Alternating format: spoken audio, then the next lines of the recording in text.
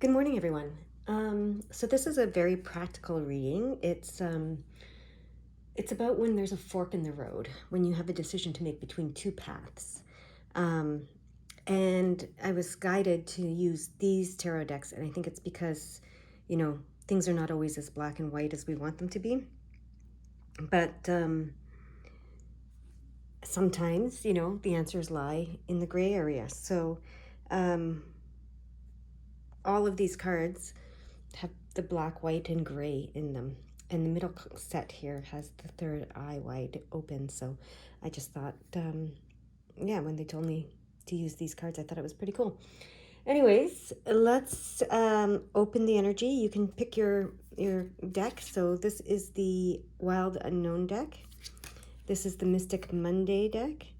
And this is the Minimalist deck. So I'm going to open the energy, let you pick your deck.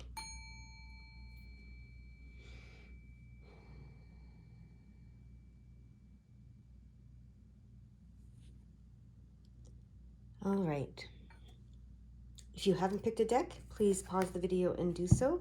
But I'm going to get started here with my first deck, which is the Wild Unknown deck. And we are looking for 5 cards. So 2 of them, 4 of them, from them. Deck number 1. What do you want to tell them about the fork in the road that they are facing? Which path? About the 2 paths. Not which path, but what do you want to tell them about the 2 paths that are before them?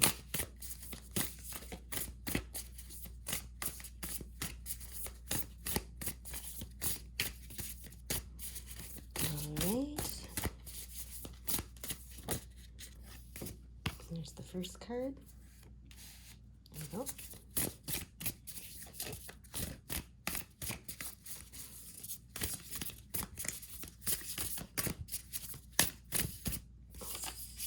Oh, second, third, and fourth card. And the last card.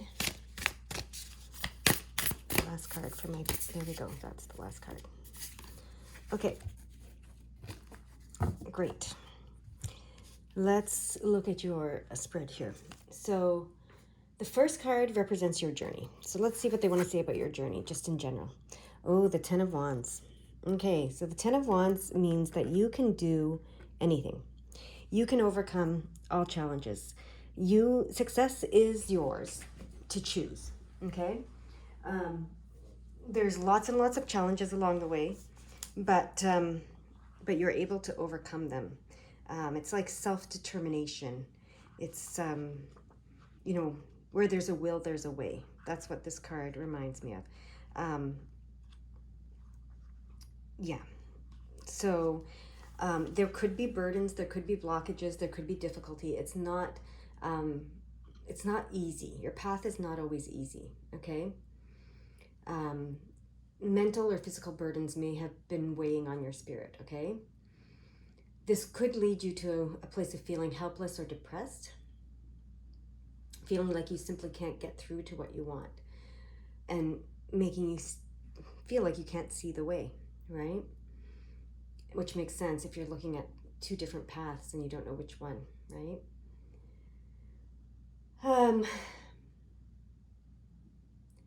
So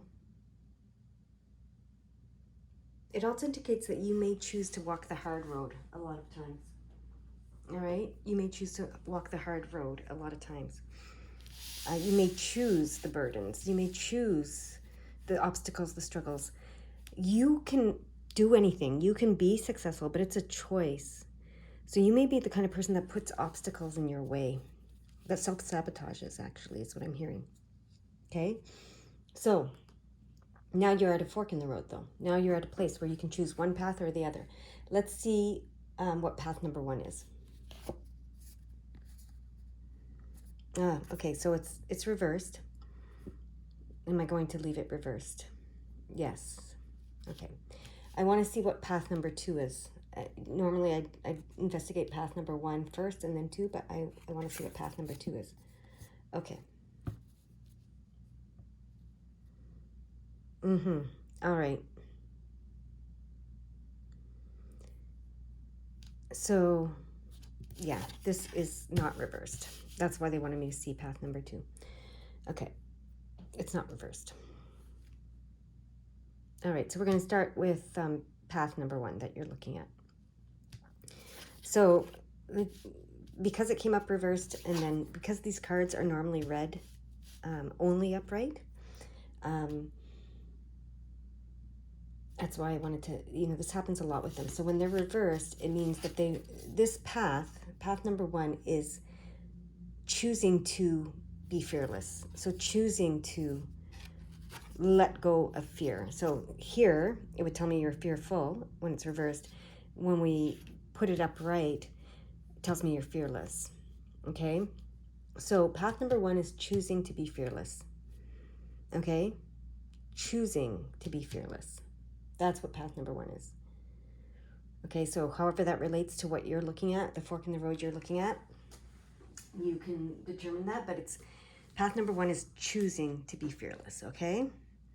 Path number 2 is the 7 of Swords. So the 7 of Swords is interesting.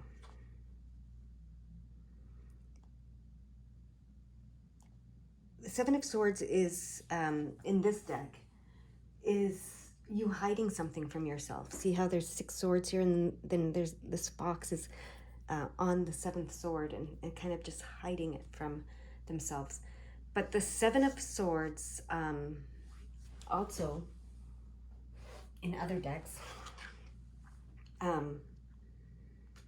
represents possibilities, right? So it represents success being possible, okay? So even though you may feel defeated, you may feel, all these burdens may feel like you're defeated and you can't be successful. This is telling you you're hiding. This is what you're hiding. You're hiding the possibility of success from yourself. You can be successful, okay? So now those are your 2 paths. So whatever the path actually looks like in reality for you, this one is choosing to be fearless. This one is choosing to continue to hide from your success, the possibility of success from yourself. Okay? That's what these are saying. So how will path number 1 go? Now look at that. Path number 1 will lead you to being the Mother of Cups, which is the Queen of Cups, the Queen of Hearts, the Queen of Cups. So path number 1 opens you up to be the loving, creative, insightful, psychic, intuitive person that you are. Okay, in this deck they say the Mother of Cups rivals the High Priestess with her natural psychic abilities. She's gentle, tranquil. Her insights bring healing to those around her. She thrives when amidst her family, the arts and the music or beauty, any kind. Like a true swan, when the Mother of Cups is pushed, she becomes aggressive and defensive. She'll commonly see herself as the victim when distressed in a situation. Okay, so that's the negative side of the Mother of Cups. She's a mama bear. She can be very protective, very defensive if she's protecting something. However, I like this. This is the Fool. This is the young chick, I think. And you can turn into the Mother of Cups. Beautiful swan. So the first path is choosing to be fearless and embracing your psychic abilities, embracing your intuitive abilities, embracing your creative abilities, embracing the loving, nurturing, mothering nature of yourself, and using it to heal yourself and to heal others. Okay? So that's the first path, and that's what it'll bring. Being fearless. You have to be fearless to become this. The second path is you hiding your possibility, okay, from yourself. Let's see how that will go. Oh yeah, okay. We have the 8 of Swords. And it's reversed. But we're going to flip it because these are to be read one way. So the Eight of Swords, that's feeling oppressed. That's feeling powerless. So this tells me what you're hiding here is your power. Okay?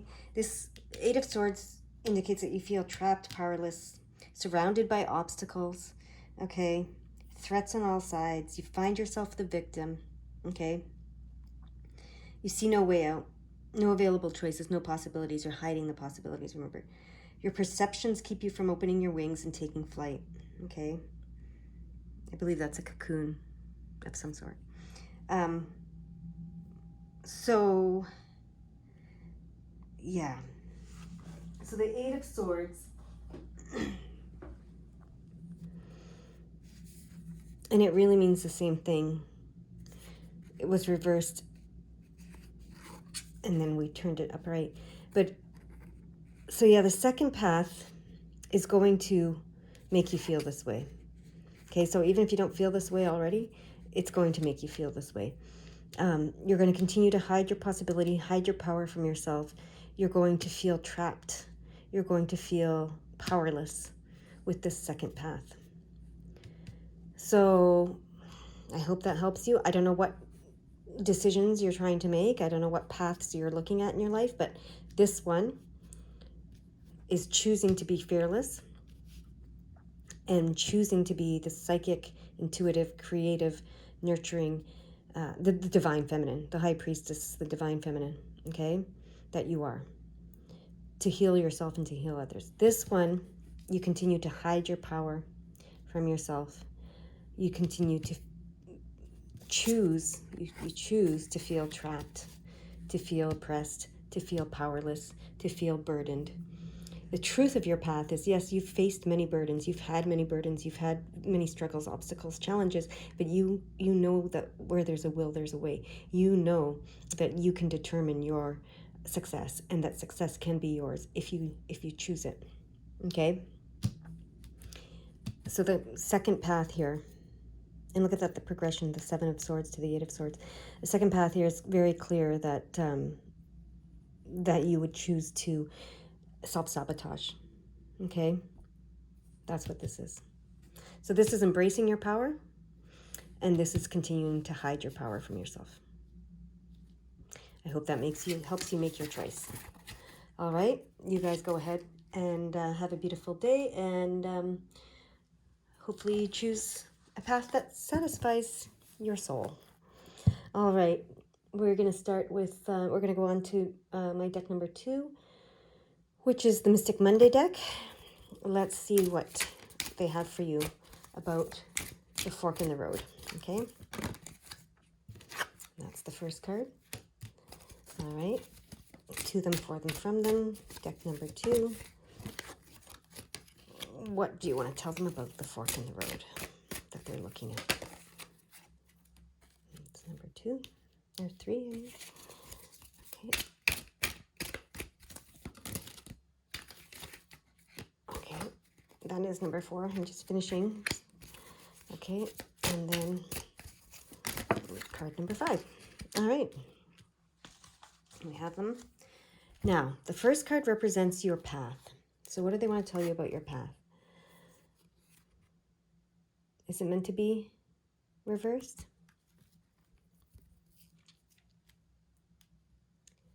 Yes, it's meant to be reversed. Okay. So we're going to put that up here. And it is the moon card, but it's reversed. So right away that tells me that you haven't been open to receiving. You haven't been open to receiving. Okay? Your path has been denying your ability to receive, denying your ability to connect with the divine feminine, with the divine at all. Okay?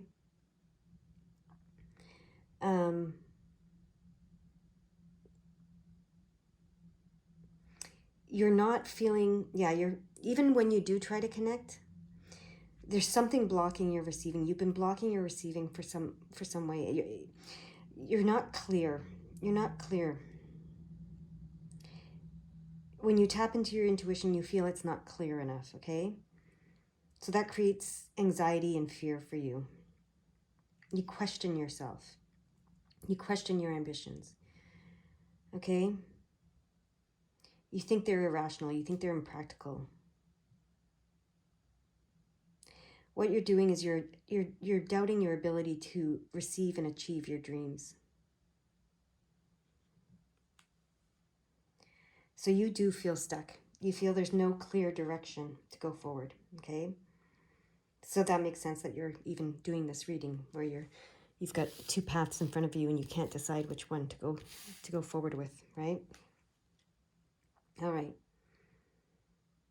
So they want to help you break free from this limiting belief that you don't know, that you can't receive the answer, that you can't see clearly. So, because the truth is you can. Clarity comes to you, always comes to you when the time is right. Okay? So let's look at path number 1. What is path number 1? Okay. And then I got to look at path number 2. That's how we did it before. Okay. Interesting how they're all reversed. All major arcana, but all reversed. Okay, but it's very clear. So this one tells me path number 1 confirms for you that you don't know, because this is the Hierophant who knows, whose third eye is open, who's very clear, very wise, very connected, very connected to their intuition, and knows and sees clearly, and very, very wise. But it's reversed. So this path is going to affirm for you that you don't know this, what you've been experiencing so far. This path, because it's the Hanged Woman, but it's reversed. Usually when you have the Hanged Woman or man upright, it means that you need to shift your perspective, that you're looking at things, upside down or backward or the wrong way. This, when it's reversed, says to me that you're on point. Your intuition is on point. So path number 1 is going to affirm what you're already feeling and what you've been living, which is you don't know. You don't know, you can't know, etc. Path number 2 affirms that you do know. You do know, and you can see clearly. All right, so let's see. How will path number 1 go? Okay, and then how does path number 2 go? Yes. All right. Okay, so path number 1, it's interesting. Path number 1 that affirms to you that you don't know, right? That you don't know, you can't receive, you can't see anything clearly. But it will go with the Wheel of Fortune. So this, you abdicate your responsibility to know. Here, you're abdicating your responsibility to know, and you're saying, I'm leaving it up to fate. I'm leaving it up to fate. This is the Wheel of Fortune. This indicates there's a divine plan that's been set in motion, and that you're receiving blessings from the spirit world, and you co-created this divine plan. But this is, you want to keep this. If you go down this road, you're keeping yourself in this place of, I don't know, I'm just letting the universe decide for me. Okay, so this is unconscious creation that you're doing here. You unconsciously created this divine plan, and you're not willing, if you choose path number 1, and what you've been doing your entire life, you're not willing to consciously create. You're not willing to see. You like it better when you don't know and things just happen, and then because you feel less responsible. The truth is, you're always responsible. You're always making choices. You're always co-creating, but you feel less of a responsibility. That's why you're attracted to this path. This path says, I know. And the 7 of Cups affirms that. It affirms that. You're overturning all these cups, and you're receiving all the gifts. You receive the gift of knowing and seeing. You receive the gift of light. You've received the gift of love. You received the gift of intuition here. You've received the gift of miracles here. You've received the gift of knowledge here. And then there's this one unknown gift that's left to be discovered and received. And you're willing to know. You're willing to know. So this path represents conscious creation. This path represents unconscious creation. Both are fine. Both are fine because you're divinely connected. You are divinely connected, whether you see it or not. So this is, this is blind faith. This is faith with eyes wide open. Okay. So far, you've been living this blind faith. I don't know. I can't see clearly. I don't know. I'll leave it up to the universe to decide. Right. And you've been comfortable with that. So this path is very comfortable for you. This path is owning your wisdom, your intuition, your knowledge, all these gifts that you've been given. They've been giving you gifts regardless, right? This card says that some gifts you've earned, some gifts they just give you, okay? Because it's part of the divine plan. But I feel like to get this last gift here, you need to open your eyes and be willing to know, right? Be willing to know. Doesn't mean that this isn't going to be a fine path. You just might not receive this final gift if you continue down this path. This gift of knowing, this gift of being able to consciously create and co-create consciously with them. All right? So for you, this is what you're comfortable with, but this is the next level, basically. So it's up to you. I hope that helps. You guys go have a beautiful day. All right. My third deck, which is the minimalist deck. Let's see what they have to say to you today about this fork in the road for you. So, to them, for them, from them. Deck number 3. Tell us about their fork in the road. Okay, that's the first card. Tell them about the 2 paths before them. What do you want to tell them? Okay, that's card number 2. What do you want to tell them about these 2 paths they're looking at right now?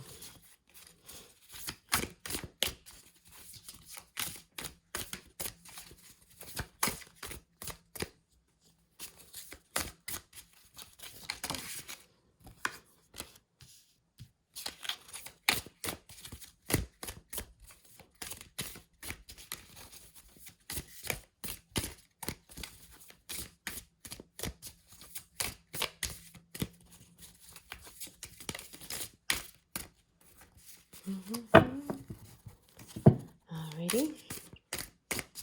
Give us the last 2 cards for my deck number 3.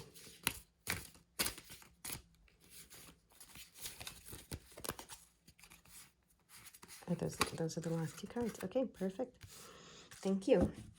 All right. So the first card represents your journey thus far. You're a healer. Okay, you've been on a journey of self-healing mostly. Healing yourself, loving yourself, healing yourself through self-love, basically. So that's been your journey. You've been working on loving yourself in order to heal your emotional wounds, your spiritual wounds, all of those things, and even your physical wounds and health, because it's all part of it, right? It all works together. But so you're on a healing journey, a self-loving and healing journey, okay? So let's look at path number 1. Okay. And let's look at path number 2. All right. Okay. And then I'm just going to turn these cards. How will path number 1 go? Okay. And how will path number 2 go?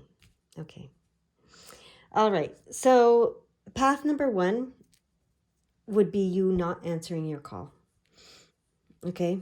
This would be you not answering your call. Because it's the judgment card reversed. And the judgment card represents answering the call. Okay. So, yeah. So that would definitely be you not answering your call if you take the first path that you're looking at. So that's pretty clear. All right. And what that path would lead to, how that path would go, is the second card. And it's the 6 of Swords reversed. So the 6 of Swords reversed says there's no escape from present difficulties. Okay.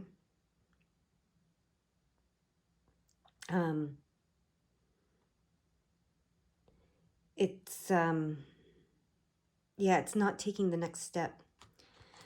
So yeah, because the Six of Swords would be taking the next step. Okay, it would mean that the next step in life has been taken. Okay, and that you've, you know, so what it would mean when it's upright would be the next step in life has been taken. Even though the destination may be uncertain, the journey should continue. It will lead you to new experiences. It is unknown at the present time if the experiences will lead to success, but one thing's for sure, the past is no place to dwell. This being reversed says you're going to dwell in the past. Okay, you're just going to dwell in the past. You're not going to take those steps. You're not going to move forward because of the uncertainty. You're too concerned about the uncertainty. So this path is you not answering your call because of the uncertainty. Okay, and the unknowns. That's what that's saying.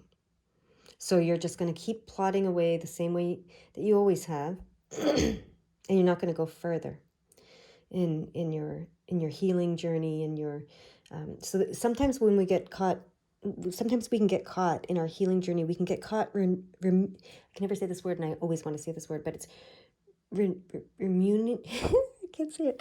Anyways, like it's like when a cow chews the cud over and over again. There's an R word root that I can't pronounce.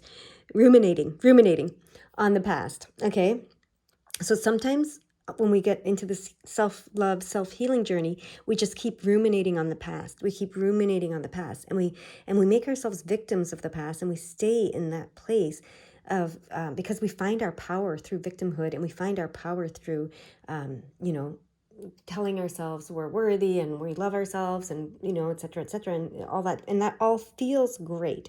But you got to take it to the next level at some point. You got to answer your calling, which is to love yourself wholly and completely and unconditionally, and to not see yourself as a victim, and to love others unconditionally, wholly and completely and unconditionally, and to not see them as your oppressor. And that's the calling. The call is to love and be loved unconditionally. That is the call. That's at the crux of everyone's calling. That is the call, to love and to be loved unconditionally. Okay, that's scary sometimes. It's scary, right? This is to open your heart, not just to yourself but to others. We can get stuck. I remember being in a workshop, and a woman whose last name was Love, actually her last name was Love, she, you know, she expressed it well. She said, you know, I can love myself when I'm alone, when it's just me, when there's nobody else in my life, you know, when I don't have a partner, when I'm not, you know, when I'm working solo by myself, for myself, in a way that you know, insulates me from others. So when I am separate from others, I can love myself. It's great, it's easy. However, enter the others, and I have a hard time, because others are a mirror for us, and they show us the parts of ourselves that we haven't healed yet, that we haven't loved yet, that we haven't started to love unconditionally, we haven't forgiven and loved unconditionally. They show us those parts of ourselves. And if we can love ourselves and accept ourselves and forgive ourselves unconditionally, when we look in that mirror and realize, oh yeah, that's me, I do that, and love it unconditionally and accept it, and etc., then we can do the same for others. So this is moving from the I to the we. That's the call. Okay, to love and be loved. Okay, you need others for that. You need to be in the we. You can't just be in the I. You've been in the I, and this has been wonderful. It's been great, but the call is to take the next step and to love others, and unconditionally, and to love yourself in the presence of others unconditionally, and to look in those mirrors and still love yourself unconditionally and love them unconditionally. Okay, so that's very clear here. So if you go down path number 1, it tells me you're not doing that. You're not taking that next step. You're not, you know, you're not taking this. So this is, you know, where you're in separation consciousness, where it's just you. You're not going to unity consciousness, where it's we, right? You can still be you, an individual within the we. The I exists within the we. However, you know, there's a lot of other things that happen when you're entering this place. All right. Path number 2 is the Chariot.